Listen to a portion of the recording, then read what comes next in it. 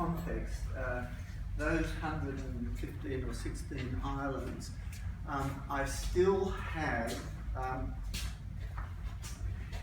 16,884 islands to go.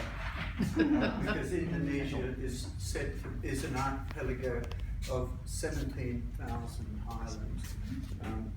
And all of them are interesting, and I have merely scratched the surface.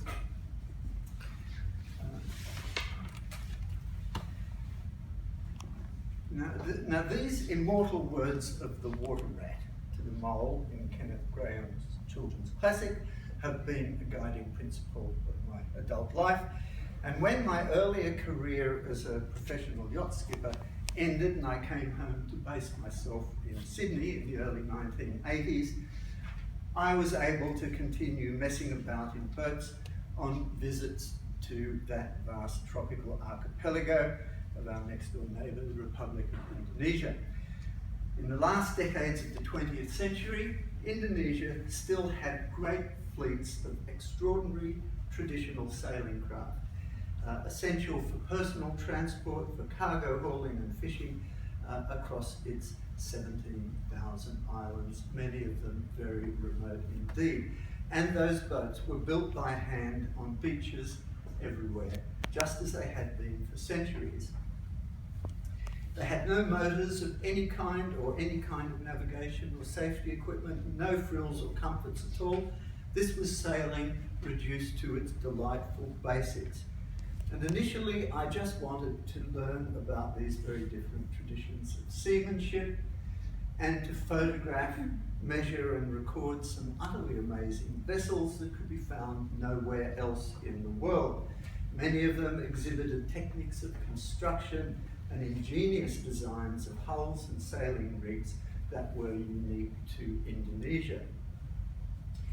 But I also quickly realized that here on some of these vessels was a gallery of fascinating artistry created by the same shipwrights who built them or crew members who sailed on them. Here were rich and enduring traditions of painting, wood carving, that were an expression of complex and ancient beliefs and rituals. And whilst much has been written about all kinds of Indonesian arts and crafts, there was nothing that I could find on these boats and their decorations. A good deal of this artistry and the traditional forms of boat construction still survive among these islands today in the 21st century, when Indonesia has become more developed and modernized. But to see it, you have to know where to look. But now, before I return to look more closely at these floating art galleries, let me put them into some historical, cultural, and geographical context. So about 4,000 years ago, Neolithic mariners who originated in southern China spread south out of Taiwan in sophisticated sailing canoes carrying families, domesticated plants and animals. Displacing or absorbing earlier human occupants, they settled the tropical islands and coasts of Southeast Asia to become the people whom today we call Filipinos and Indonesians, Malays of Malaysia, and the Cham minority of Vietnam. Collectively, we now refer to them and their hundreds of distinct languages and cultures as Austronesian. They didn't stop in Southeast Asia. Over more recent millennia, Austronesians settled most of the Pacific Ocean, where they're known today as Micronesians and Polynesians, and as far west as Madagascar. In Indonesia alone, there are many hundreds of Austronesian language groups. Now, many of these people dispersed into forests and mountains or became farmers, and wherever they settled, Austronesians developed this diverse cultures and skills. And in the case of coastal peoples like these, who remained specialist seafarers, different cultures developed their own distinctive styles of watercraft, often varying from one island to another. Now, a truly fortunate geography makes the relatively sheltered waters of island Southeast Asia and the Indonesian archipelago in particular, absolutely perfect for maritime livelihoods and trade. Monsoon, wind and weather patterns reverse seasonally. And this, by the way, is an area equivalent to Europe, from Scandinavia to the Mediterranean, from Ireland to Turkey. But every 6 months here, the wet season turns to dry season and the prevailing wind shifts 180 degrees. I'll just go back and demonstrate that. Every 6 months. Meaning that if you're prepared to wait, you can sail anywhere with ease. And these waters are also completely free of tropical cyclones, also known as typhoons and hurricanes. Now, relating to those areas that I've highlighted there, another truly fortunate accident of geography put these islands and their Austronesian seafarers at the centre of ancient maritime trade routes. In the remote Moluccas of eastern Indonesia are the original Spice Islands, a few tiny volcanic isles where clove and nutmeg trees were endemic.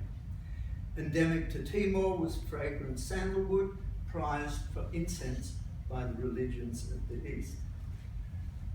These were amongst the exotic products that would lure European merchant sailors to find their source, first the Portuguese and the Spanish from the 1500s, and from the 1600s, the Dutch and the English.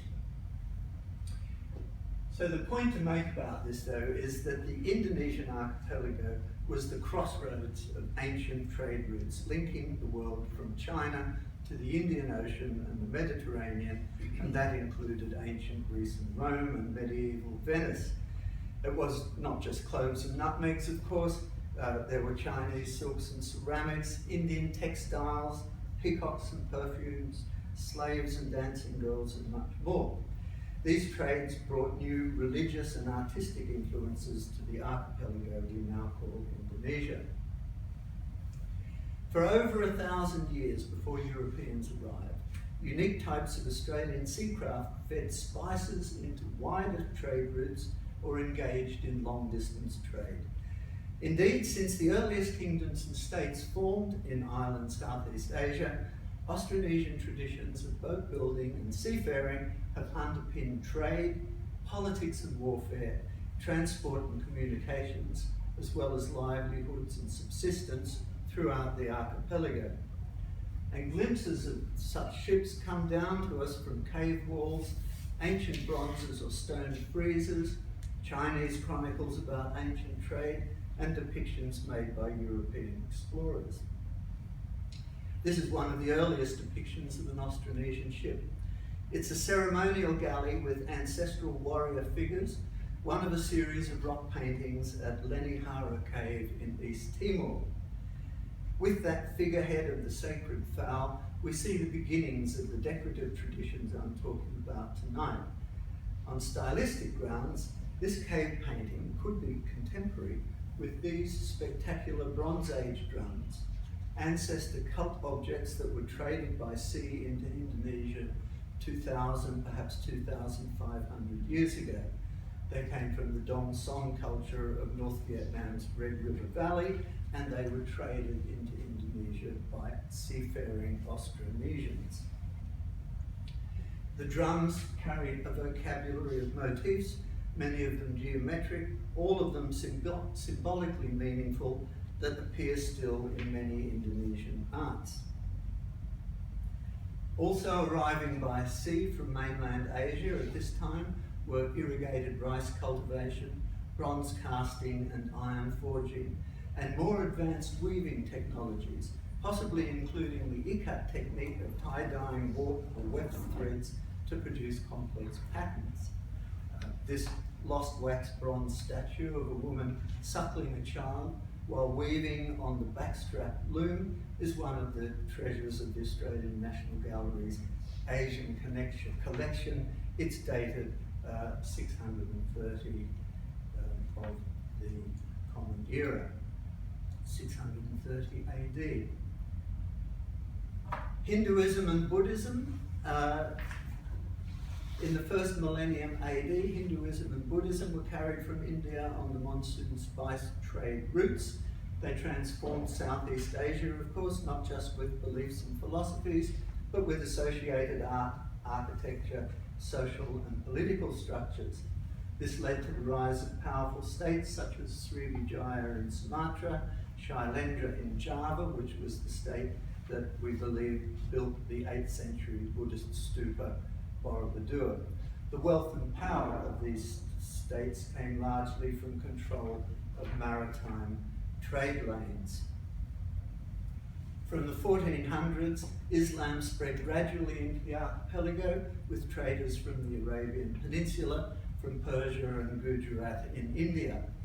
Like Buddhism and Hinduism before it, Islam spread into Southeast Asia and the Indonesian archipelago, not by conquest, but by influence. It was carried by sailors and traders, catching on in seaports and spreading after local rulers adopted it. Christianity arrived first with Portuguese and Spanish intruders in the early 1500s, and from the 1600s with Dutch and English marauders, merchants and missionaries. In parts of the archipelago, Christianity competed for souls with newly arrived Islam, in some places creating a checkerboard of religions, Muslim, Catholic and Protestant. And I sketched this abbreviated history because all of this is the source of the artistic influence that so impressed and entertained me on those vessels that I was seeking out and sailing.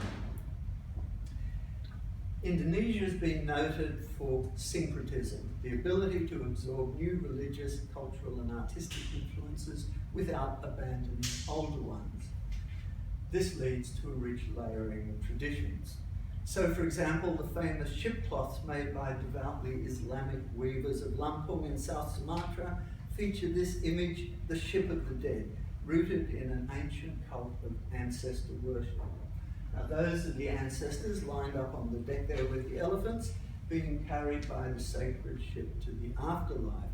Have a look at the dramatic spiral forms representing the vessel's stem and stern posts. You'll see more of these vigorous spirals recurring on the prominent bows, prows or stem posts of more recent vessels that I'm about to show you. The dramatic prow or stem post has always been considered sacred and ritually powerful in the Austronesian traditions of boat building. These spirals are amongst the oldest Neolithic or Bronze Age motifs of the Austronesian cultures. It's not hard to see their relationship to oceanic waves and indeed to the turbulent breath of the wind, the fundamental essence of a mariner's world. Let's start this review of Indonesian maritime art on Bali, Indonesia's last remaining bastion of Hindu religion and artistic expression. After the inroads of Islam and Christianity, of course, Bali remained the only Hindu enclave in Indonesia. Now, these graceful outrigger dugout fishing canoes have attained a pinnacle of beauty and elegance, cleverly engineered in available organic materials. The prows of Balinese outrigger fishing boats, called jukung, represent Gajah Mina, a mythical elephant fish of Balinese iconography. The makers of Balinese jukungs can draw upon enormously rich decorative traditions featured in Hindu Bali temple architecture, which are present in every seaside village. The floral forms at the right appear on the tailpiece of a Balinese dugout fishing boat. The swastika at the top is the ancient Indian Vedic symbol of Surya, the sun god, wheeling through the heavens on his fiery chariot. This one is carved into the sail rest of a Balinese jukung fishing outrigger canoe. Below, the sides of the carved dugout hull show the most recognizable figures from classical Balinese dance. At right is the barong, and at left the fearsome witch Aranga, who regularly play out their age-old struggle of good and evil at temple and village ceremonies. Turning now to a remote Christian community in the east of the Indonesian archipelago, These are the whale hunters of Lamalera village on the island of Lembata, the only place in all of Southeast Asia where whales are hunted. And here a quirk of history, geography, and an ongoing ancestral cult has preserved Bronze Age and even Neolithic boat building and sail-making technologies right up to the present.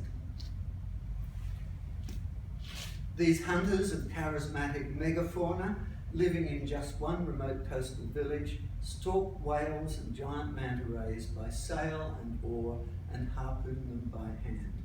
The protein obtained is for their own consumption or bartered for other subsistence necessities. The traditional livelihood of the Lamalera whale hunters is depicted in the ikat textiles woven by village women. In this village, each clan's boat is believed to be the same one that brought their migrating ancestors to this island. These sacred boats that never die are faithfully renewed as they wear out, timber by timber, part by part, thus preserving ancestral forms. On these craft, called tena, it's the stern post, or madi at the right, that's a focus of rituals and offerings. The vigorous spiral and the triangular rays derived from young bamboo shoots linked to Austronesian motifs evident on earlier ceramics and bronzes.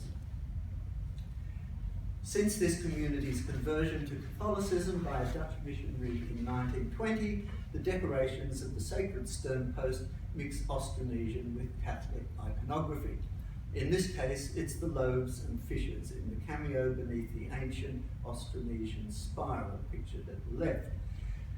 At the right, the masonry statue shows the proselytizer, Father Bernardus, at the bow of a clan whaleboat near the harpooner's platform. Another isolated community in eastern Indonesia preserves ancestral forms together with eclectic motifs. In the Banda Islands of the Moluccas, these kora-kora still have regular ceremonial functions and compete in racing festivals. Their origins may have included intercommunal raiding and warfare. Now we sail back to the middle of the archipelago to Muslim Madura off eastern Java. There it is in the circle. The Madurese are a hardy race of seafarers who spread from their dry, rocky homeland to islands and coasts around the Java Sea. They're to be found now in East Java, in Western Bali, in Kalimantan or Borneo, among other places.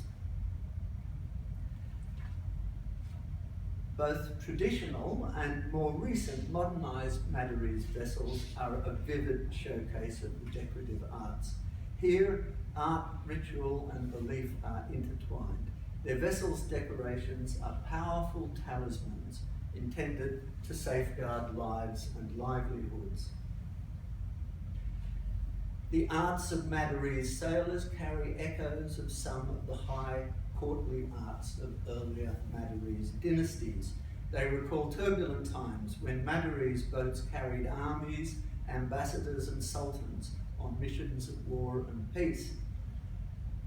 More than anywhere else in Indonesia, the maritime arts appearing on Madurese vessels include prehistoric, Hindu, Buddhist, Muslim, Chinese, and European styles absorbed and transformed over the last 2,000 years.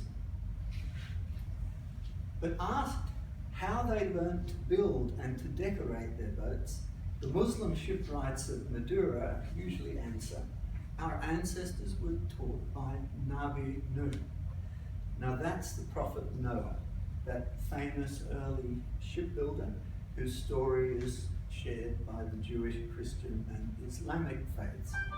And it's a response that I always found satisfying, since the hulls of Madurese vessels like this, trading vessels like this one, always reminded me of Noah's arks from illustrated scripture books of my childhood. Competing for a best dressed prize, proud fishing boat owners have added even more decorations, flags and bunting to these fishing boats for an annual ceremony called Petik Laut, performed by Muslim leaders from village mosques. This traditional fishing community event both requests and thanks God for bestowing the blessings of the sea. The masthead decoration at the left, made by Muslim fishermen, might be modelled on the ceremonial regalia of a Hindu-Buddhist priest of pre-Islamic times. Other embellishments include macrame knotted from synthetic fishing line, mirrors appliqued into fabric. At right, a different type of masthead fitting with floral motifs and butterflies reproduces the form of the cupola of a mosque. Now, Indonesian boats are built by men with prayer, ritual, and magic as essential elements of their creation. But prayer, ritual, and magic also accompany the weaving of textiles by women, creating powerful artworks that feature in personal and public ceremonies.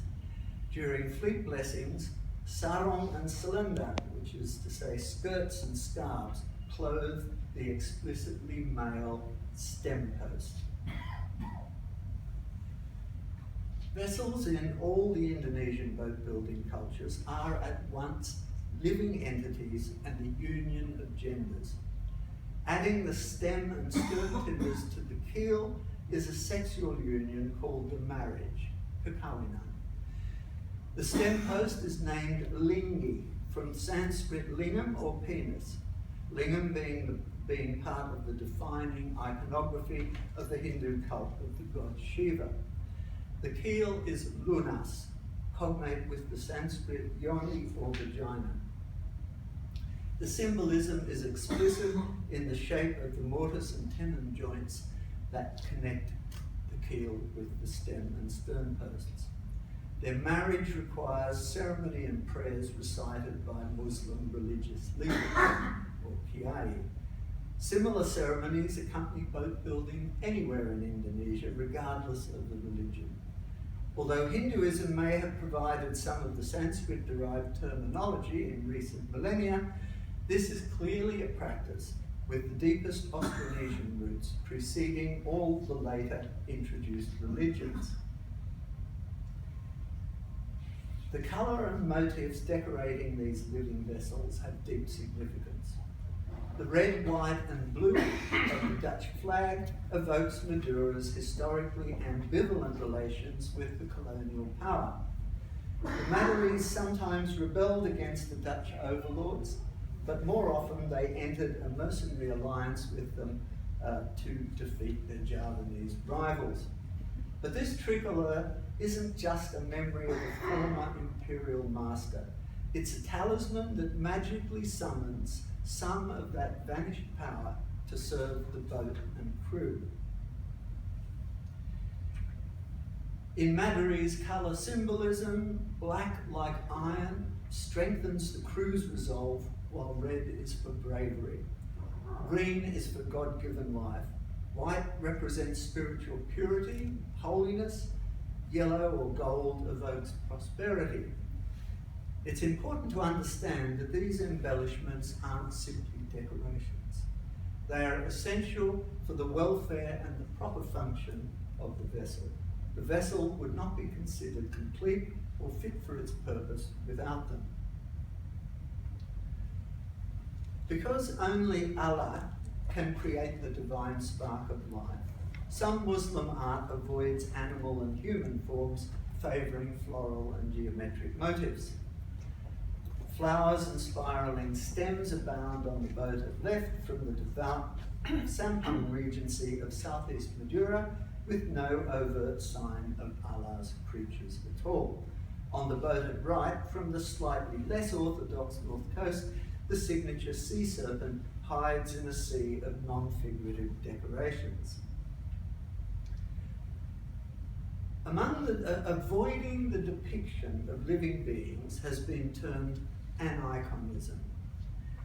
In the Hindu and Buddhist architecture of Old Java and modern Bali, as in the insect up there, demon faces frighten off evil spirits. Now that appears to be the inspiration for this figure glaring from beneath the outrigger arm of a Madurese Jukung dugout fishing canoe, but it uses the floral forms of Muslim folk art to suggest that it's not really any kind of graven image. These prows, called janggolan, with the spectacular polychrome carvings of their bows, were the most highly decorated of the larger Madurese craft that traded under sail until the early years of this century. The layout and order of these floral motifs is unvarying from one boat to another, with a clear intent to suggest another demonic visage, safely disguised. Can you spot this demon's staring eyes, its flaring nostrils and moustache, the fangs at the bottom? This type of ship is from that devout Madurese district where depictions of living creatures are strongly avoided. But again, the intention is clear. And what gives it away is that the flat transom bow is called by those sailors and boat builders topengan, identifying it with the famous topeng masks of Madurese, Javanese and Burmese drama that depict noble, coarse or evil characters.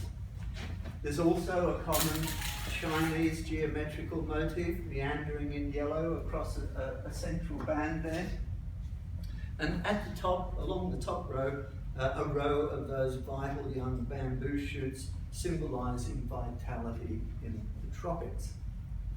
And nothing, of course, is more vital than bamboo in the tropics, growing as much as a metre a day. Every Madurese boat must have eyes to scan the sea ahead to danger, but this, of course, risks heresy, for boats are man-made, while only Allah can create life.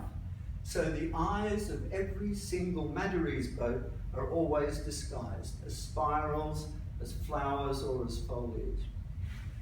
The terms for those eyes may be buried in a secret language known only to the seafarers. Asked to name these decorative features, Madurese boat builders say ongel or ogelan. These terms are corruption of the Dutch word for eye, but they aren't known by landsmen, and the boat builders hope that they also aren't known by Allah. Less devout owners may happily ignore aniconism. Carved wildfowl, peacocks, eagles and dragons sometimes appear, so that the vessel, itself a living entity, may share those creatures' qualities such as swiftness, strength, or beauty. The bird with flowers at the left is a boom crutch, or a place to rest, a lowered sail spar. So is the sea serpent dragon at the right. This style of dragon-headed naga has its origins in ancient Hindu as well as Chinese iconography.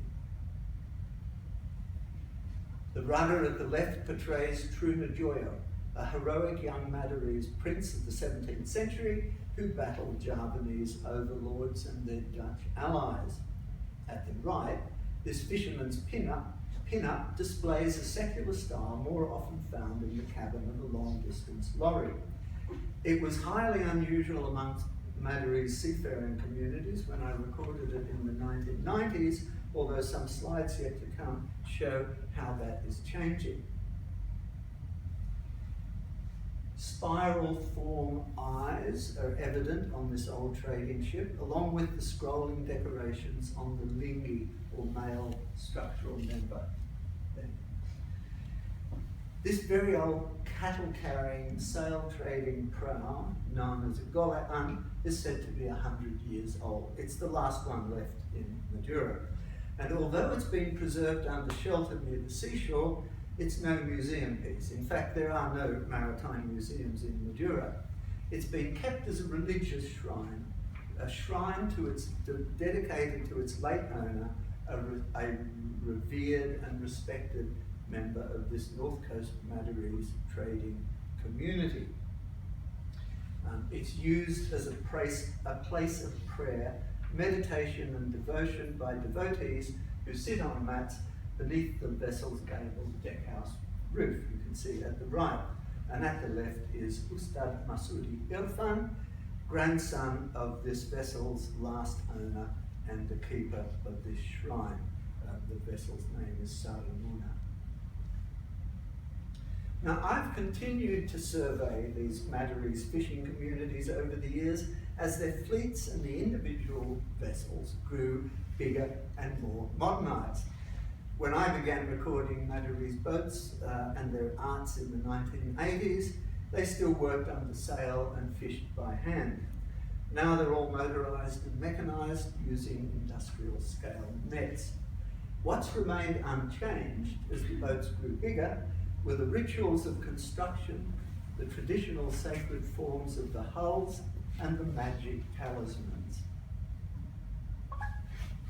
Along the northeastern coast of Madura, where these types of boat are found, there has been an explosion of artistic creativity reflecting this fishery's growing prosperity. Certain features of these boats, left over from the age of sail, have been retained for purely aesthetic reasons. So, for example, those heavy bamboo booms right at the top of the picture, called andan, once part of the vessel's working gear where nets were hung, are now carried solely as a billboard for the boat's name. The most extraordinary new feature of this everyday working boat, seen at left, is its elaborate and fanciful shelter for the helmsman. You can see it there, that shed rising up near the stern post. Nice for the helmsman, but the rest of the crew will get wet with every tropical downpour during their nighttime fishing excursions. The pilot house, it's called Anjang, is a recent invention, a structural addition that now provides a major canvas for artistic fancy. Its inspiration seems to lie in the depiction of ceremonial or regal vessels from past Indonesian cultures, featuring elaborate pavilions housing gods, ancestral spirits, or aristocrats. The pavilion in that boat there,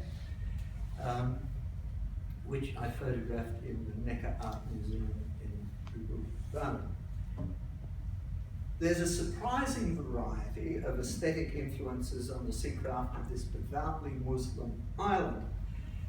They reflect both refined court or palace styles along with folk art, exhibiting sources that may be Indian, Chinese, or European. The classical Hindu-Buddhist demon mask at the left, Kala Makala, the monster who devours time, is not what you'd expect to see in this Islamic society. And the equally unexpected secular deities, Che Guevara and Bob Marley, may have been chosen as icons of dissent against Western materialist values. Here is the artist who decorated most of the new pilot house features of the fleet in his own port, which you can see behind him, Pasongsongan on the northeast coast of Madura. Pak Burhan is married with 2 children. He's a fisherman. He goes out most nights for hard manual labour in all weathers, but he's also a self-taught artist. And when he gets a new commission, he tells me it takes 5 days and nights to finish painting one of those pilot houses. This makes him about $250 Australian. The fishing boat owner will often suggest the feature image to appear on his working boat, in this case the horse, modelled perhaps on a magazine illustration. And this is introducing an entirely new aesthetic into the traditional forms of Madarese art. The highly theatrical embellishments of on every surface of the pilot house come as much from the artist's imagination as from the traditional decorative motifs found in the mainstream arts of Java and Madura. It's worth noting that Madarese houses and village mosques are plain and almost entirely unornamented, in contrast, high contrast to their fishing craft.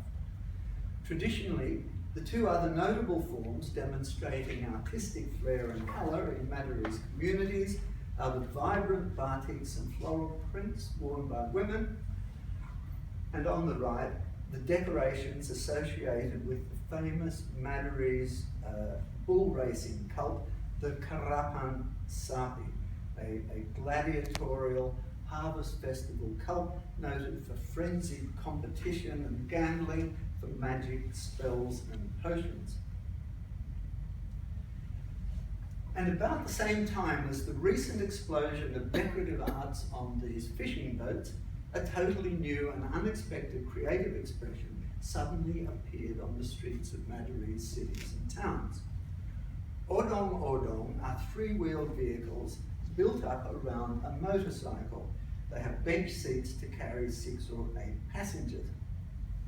Equipped with disco lights and loud video track music blaring from flat-screen TVs, they provide joy rides around night markets, and they depict all kinds of mythical winged creatures. They are absolutely ingenious because they have to be ultra lightweight, because in the middle of all that's a motorcycle powering it around with a family of 6 or 8 people in it. But those sculptures are created from easily cut sheets of the material from which the soles of rubber flip-flop thongs are made. But the last of the floating art galleries that I want to show you are found over on the far western side of Bali, where tourists and facilities are scarce. That's tourist facilities are scarce. It's not all that far from Madura, and it's a region where Madurese migrants have settled along with their extraordinary boat building talents. This is where we find a glittering armada that I've called Bali's secret fleet. Here, Hindu Balinese fishermen work side by side with Muslim migrants from Java and Madura, collaborating to earn livelihoods at sea. At the same time, they combine the artistic influences of their respective cultures in Bali's largest assemblage of movable cultural heritage. Yet very few visitors ever see it because the fleet is based in an out-of-the-way district that's simply not crossed by main roads that tourists travel on. These boats, called Selere, operate in pairs, in fact in gendered pairs. The slightly smaller one, nearer the camera, is considered female, and it carries the Persane nets, which I've circled at the left so you can see it amongst all that confusion of detail, and a crow's nest for the fish spotter, and that's circled at the right up top of that mast. That's a crow's nest. A pair of Selere can carry 30 or 40 crew. These are big boats.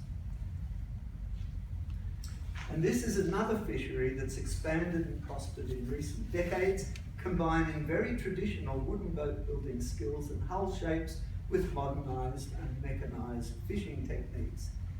They're covered with exuberant, non-functional sculptures that just about any trained nautical architect would avoid because of the unnecessary wind resistance and weight that they carry high in the air. Haji Ali Nouri, a descendant of Madurese migrants to Hindu Bali, owns the biggest fleet of these boats, comprising some 30 vessels, each of them about 24 meters long. So that's 15 pairs of these boats. He's standing here in front of a large frieze depicting one of his vessels on the wall just outside his office. The ship's name, which is carried by both the male and female boats of the pair, of the working pair, means Star of the Realm, Bintang Alam. Now, Haji Ali Nouri has commissioned friezes of his entire fleet on the walls of his premises. These artworks, each about 2 meters by 2 by about 1.7 meters high, adorn the walls of his warehouse and his office complex. They're a kind of polychrome cement frieze in low relief that was for me a totally new form of maritime art. All of Haji Ali Nouri's boats have Bintang in their name. It means star, not beer. and this one is called Another Star, Bintang Lagi. These structures are the crow's nests where the fish spotter, or panggung as he's known, searches for big schools of sardines and mackerel. Particular artistry and fancy is lavished on the fish spotter's seat because his is the most important role on a fishing expedition. All the crew are paid not in wages but by a share of the night's catch. So the fish spotter's work is crucial to everybody's prosperity. In fact, he, along with the captain, is paid the highest share of profits. There's a clear inspiration for this crow's nest that's so often modelled as a winged chariot. It's the familiar depiction of the holy figure of Krishna being driven into battle by his faithful charioteer Arjuna. This is a crucial episode in the ancient Indian epic called the Mahabharata. These characters recur in various Indonesian genres of art and drama, which are well known to everybody in Bali, Madura and Java, regardless of their present religion. The ornate polychrome wood carving of these fishing boats' decorations with their rich floral motifs is a staple of Indonesian and Malay decorative arts. One of its features is the technique of blending or transitioning colours into different shades or hues. It's known to the artist as tersampur or kalamungan. The Madurese artisan Pak Usman is one of the local craftsmen who fabricate the lightweight masthead decorations to order. The retired fisherman creates them from welded wire and hand-painted plastic panels, very light plastic panels. The panels are attached to the wireframes by stitchings of nylon fishing line in a kind of macrame style. Now, naturally enough, the decorations and the vessel names reflect the religious culture of the owner. These are clearly Islamic, with various saints or holy figures, including prominent preachers or even tele-evangelists depicted. The owners of these boats have never been to Turkey, but the historic prestige and power of the Islamic Ottoman Empire are appropriated by names like Dinar, the boat on the left, and Istanbul on the right, and that's with the misspelling as well. Hindu owners frequently depict popular deities such as Rama, the playful and flirtatious blue-skinned incarnation of the god Vishnu, who woos damsels with his flute playing. However, the boats are built for all clients by Islamic Madurese shipwrights to a classical Madurese hull design. And here again at the right is that ambiguous scrolling Madurese symbol of the ship's eye on the phallic male stem post. And as well as that, there's a small shrine or sangha, which are circled in red up there to receive periodical offerings that are made regardless of the religion of the owner and the crew. As you can see, there's no Islamic aniconism at work here in Bali, with living humans freely depicted. Attractive women sometimes appear. The lady at left is the star of sinetron, the very popular genre of television soap opera in Indonesia, and the figure at right, wearing the Muslim headscarf or hijab, has been labelled fragrant or perfumed. Modern owners have found ways of transferring digital designs to their vessels, indicating that they are very much part of the modernising world of their society. In fact, boat owners can choose any figure they like. These figures, depicted on each ship's large name board mounted on the mast of the male pair, can be seen as the ship's mascot or even as its protected spirit.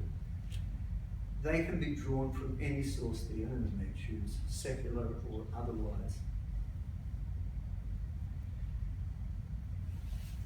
So the exuberant, non-functional extravagance of all this decoration clearly indicates, to me at least, a prosperous industry, a huge pride in the presentation of their craft, a deep commitment to religious faiths, and a mystical or spiritual connection to vessels that are far more than simply the tools of their trade. And if anyone is going to Bali, I'm happy to tell you where to find the secret fleet. Thank you.